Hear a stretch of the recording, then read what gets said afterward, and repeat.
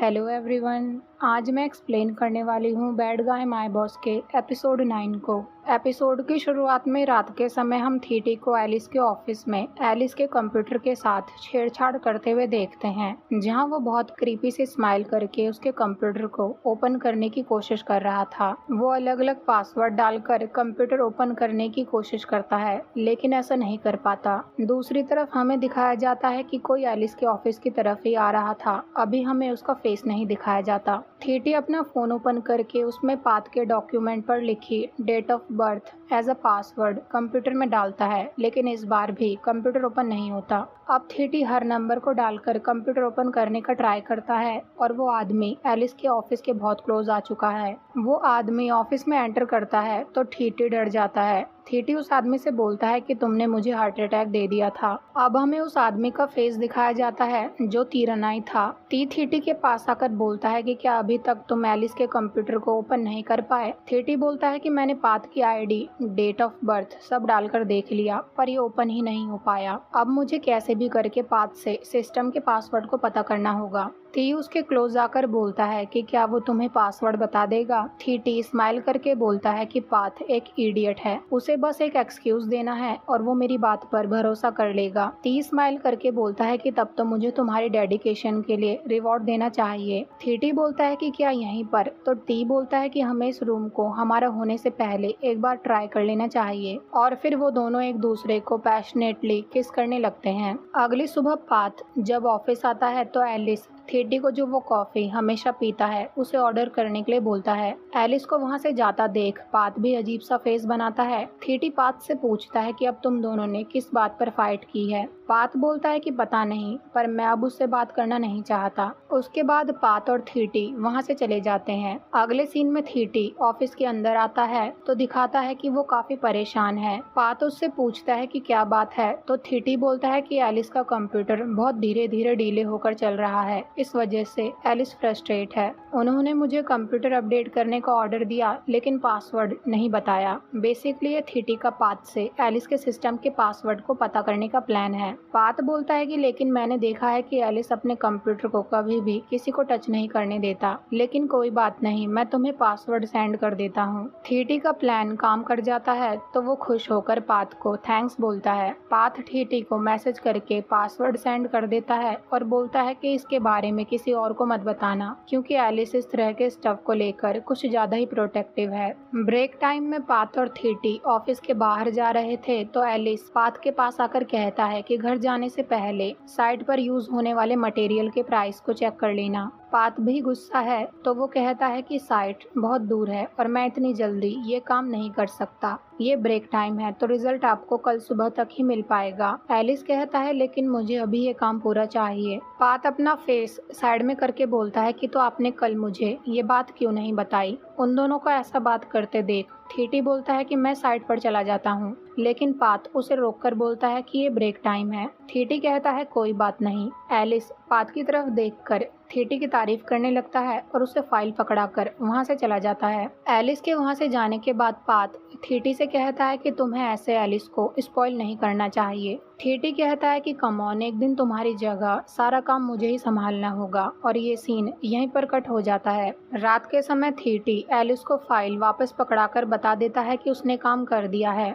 Alice फिर से उसकी तारीफ करके बोलता है कि मैंने तुमसे जितना एक्सपेक्ट किया था तुम उससे अच्छा काम करते हो, और मैं फाइल में मेंशन हुई सारी डिटेल्स आज रात को रीड कर लूंगा। थीटी कहता है कि मैं कार से आपको घर ड्रॉप कर देता हूँ, लेकिन एलिस कहता है कि कोई बात नहीं, बस तुम पाथ से अच्छे से काम सीख लो और जब तुम पाथ की जगह काम करने के लिए रेडी हो जाओ तो मुझे बता देना, ताकि पाथ फाइनली ये जॉब छोड़ दे। थीटी कहता है कि क्या आप श्योर हो, पाथ ने आपके लिए कई सालों तक काम किया है, लेकिन एलिस कहता है तभी तो उसे ऐसा लगता है कि मुझे उस पर डिपेंड होने की जरूरत है। ये बोलकर एलिस वहां से चला जाता है। एलिस के वहां से जाने के बाद थीटी तुरंत ऑफिस में आकर एलिस का कंप्यूटर पाथ के दिए हुए पासवर्ड से ओपन करता है। सिस्टम ओपन हो जाता है तो वो अपनी पॉकेट से पेन ड्राइव निकालकर सिस्टम में लगाकर एलिस के सिस्टम की सारी फाइल्स उस पेन ड्राइव में कॉपी कर लेता है। उसके बाद वो टी को कॉल करके पार्किंग एरिया में बुलाता है। टी उसका वेट कर रहा था। वो थीटी को देखकर उससे पूछता है कि क्या हम दोनों साथ में नहीं जा रहे हैं। थीटी बोलता है कि तुम अकेले चले जाओ, अभी मैंने अपना सामान पैक नहीं किया है, मैं तो बस तुम्हें पेन ड्राइव देने आया था। और फिर वो टी को पेन ड्राइव पकड़ाकर बोलता है कि मैंने एलिस के सिस्टम की सारी फाइल्स कॉपी करके इसमें डाल दी हैं। टी उसे अपने पास आने का इशारा करके उसके चीक पर किस करके बोलता है कि आगे का रिवॉर्ड तुम्हें कॉन्डो में मिलेगा।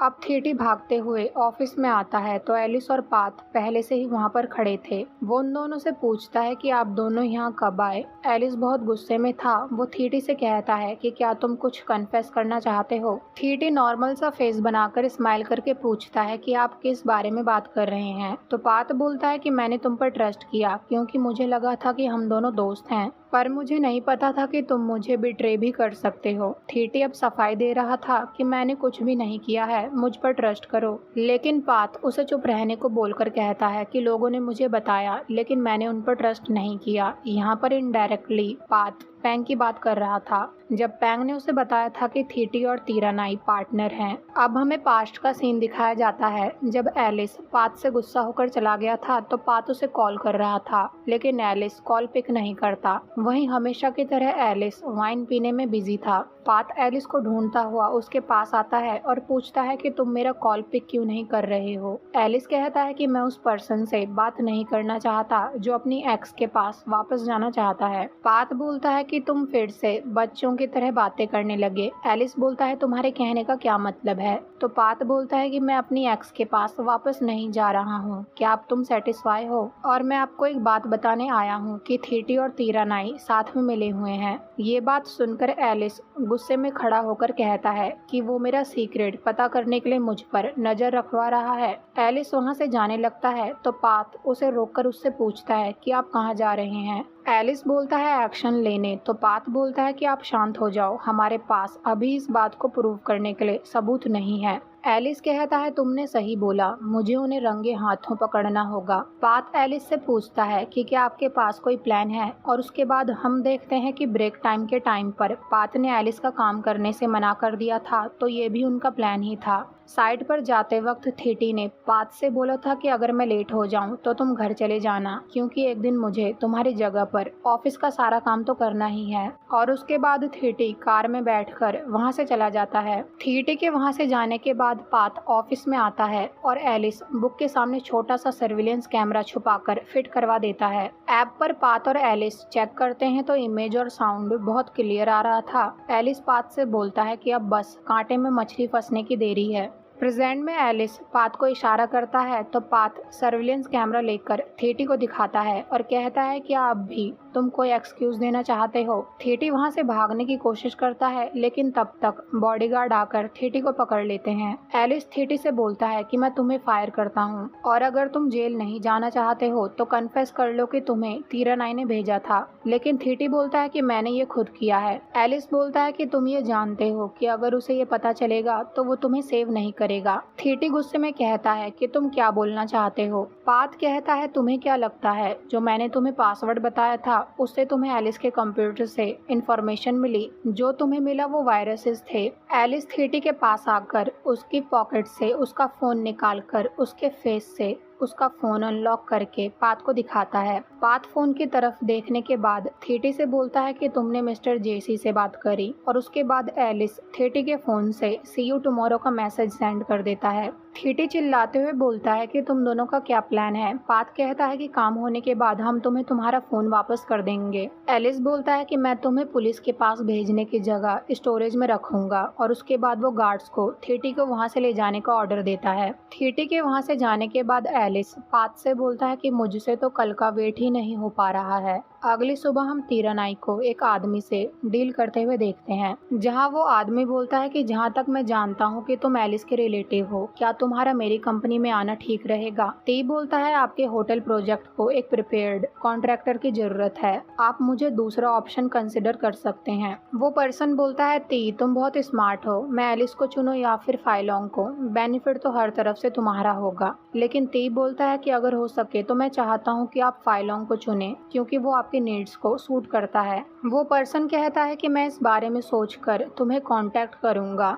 और उसके बाद वो बड़े प्यार से ती को वहां से जाने के लिए बोलता है। ती वहां से चला जाता है तो अब हम देखते हैं कि वहां पहले से एलिस और पाथ मौजूद थे। एलिस उस पर्सन को थैंक्स बोलता है तो वो पर्सन बोलता है कि बिजनेस में बेनिफिट्स जरूरी हैं, लेकिन उससे ज़्यादा ज़रूरी सिंसियरिटी और इंटीग्रिटी है, और ये बोलकर वो भी वहाँ से चला जाता है। उसके बाद पाथ एलिस से बोलता है कि क्या हमें थीटी को छोड़ देना चाहिए, तो एलिस कहता है ठीक है। दूसरी तरफ हम देखते हैं कि ती मार खाकर फाइलों के घर से बाहर आता है। गार्ड्स टी से बोलते हैं कि तुम्हारी वजह से फाइलों के कंप्यूटर में वायरस आ गए, उन्होंने तुम्हें एक छोटा सा काम दिया था, वो भी तुमसे नहीं हो पाया। टी बोलता है कि मेरी तरफ से उनसे माफी मांग लेना। दूसरा गार्ड कहता है कि तुम्हें पता है ना कि फाइलोंग सिर्फ तुम्हें ही एक चांस देते हैं। ये बोलकर वो दोनों गार्ड्स वहाँ से चले जाते हैं। इधर एलिस धक्के मारकर थीटी को कंपनी से बाहर कर देता है। पाथ उसे उसका फोन वापस करता है तो थीटी तुरंत टी को कॉल लगाता है, लेकिन टी कॉल पिक नहीं करता। पाथ